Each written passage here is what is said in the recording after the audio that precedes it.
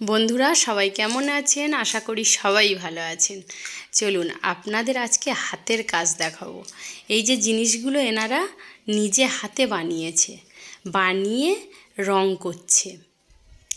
কিছু জিনিস বাড়ি থেকে বানিয়ে নিয়ে এসেছে, আর কিছু জিনিস এখানে বসে বানাচ্ছে দর্শকদের দেখানোর জন্য। অসম্ভব সুন্দর হাতের কাজ।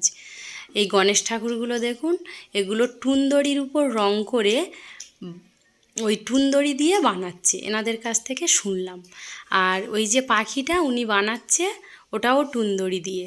আমি দাঁড়িয়ে দাঁড়িয়ে পুরো পাখি বানানোটা দেখেছি। খুব সুন্দর, অসাধারণ হাতের কাজ। পুতুলগুলো দেখেছেন কত সুন্দর। তো প্রচুর ঘুরে নিয়েছি। এই যে টুনদড়িগুলোর গায়ে রং করছে। তো প্রচুর ঘুরে নিয়েছি। এবার চলুন একটু বিরিয়ানি খেয়ে আসি।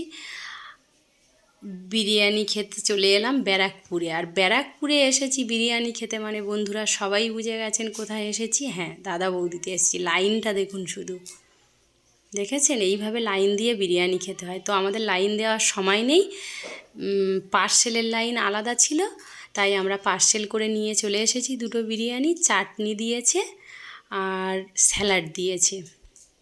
তো মেয়ে খেয়ে বলবে কেমন হয়েছে। আজকে এই পর্যন্ত, আবার দেখা হবে পরবর্তী ব্লগে। সবাই ভালো থাকবেন।